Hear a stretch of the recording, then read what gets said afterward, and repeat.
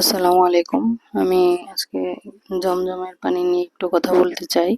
তো পৃথিবীর শ্রেষ্ঠ ও সর্বোত্তম পানি হলো এই জমজমের পানি। নবীজি সাল্লাল্লাহু আলাইহি ওয়াসাল্লাম বলেছেন, ভূপৃষ্ঠের শ্রেষ্ঠ পানি হলো জমজম। এতে রয়েছে খাদ্যের বৈশিষ্ট্য ও রোগ থেকে মুক্তি।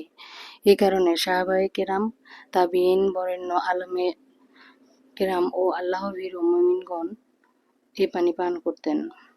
হযরত ওমর রাদিয়াল্লাহু আনহু হাসরের ময়দানে পিপাসিত না হওয়ার নিয়তে জমজমের পানি পান করতেন। হাদিসে বর্ণিত আছে, ইবনে আব্বাস রাদিয়াল্লাহু আনহু বলেছেন, জমজমের পানি দাঁড়িয়ে কিবলামুখী হয়ে 3 নিঃশ্বাসে পান করা সুন্নত। এবং বরকত ও উপকারের আশায় এই পানি পান করার সময় একটি দোয়া আছে, যে দোয়া পাঠ করে পান করলে অবশ্যই নিয়ত আল্লাহ তাআলা কবুল করবেন ইনশাআল্লাহ। দোয়াটি হলো, আল্লাহুম্মা ইন্নী আসআলুকা ইলমান নাফিয়া ওয়া রিজকান ওয়াসিয়া ওয়া শিফা মিন কুল্লি দাইন। অর্থ হলো, হে আল্লাহ, নিশ্চয়ই আমি আপনার নিকট উপকারী ইলম এবং হালাল প্রস্তুত রিজিকে এবং সর্বপ্রকার রোগের শিফা চাচ্ছি। তো এই যে মর্যাদাপূর্ণ একটা নিয়ামত আল্লাহ তাআলা নবী করিম সাল্লাল্লাহু আলাইহি সাল্লামের মাধ্যমে আমাদের নিকট পৌঁছে দিয়েছেন, এই জমজমের পানি। তো এই জমজমের পানি মানুষকে হাদিয়া দেওয়ার মাধ্যমে পান করানো একটা সুন্নত।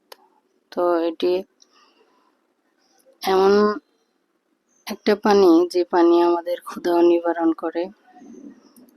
কোন এক সাহাবী একাধারে 30 দিন এই পানি খেয়ে বেঁচেছিলেন। তো এই পানি তো আল্লাহ তাআলার অন্য সব পানির চাইতে আলাদা। তাই আমরা যথাসাধ্য চেষ্টা করব এই পানি সুযোগ সুবিধা মতো যদি কেউ কাউকে পান করানোর চেষ্টা করেন, তো এই পানি মাধ্যমে শরীরের অনেক শেফা আসে, রোগের শেফা আসে। তাই সবার জন্য পানিটি উপকারী। তো আমাদের উচিত সাধ্য অনুযায়ী একে অপরকে হাদিয়ার মাধ্যমে পানি সবাইকে খাওয়ার সুযোগ করে দেওয়া। তো সবাই ভালো থাকবেন, আমার জন্য দোয়া করবেন। আসসালামু আলাইকুম ওয়া রাহমাতুল্লাহি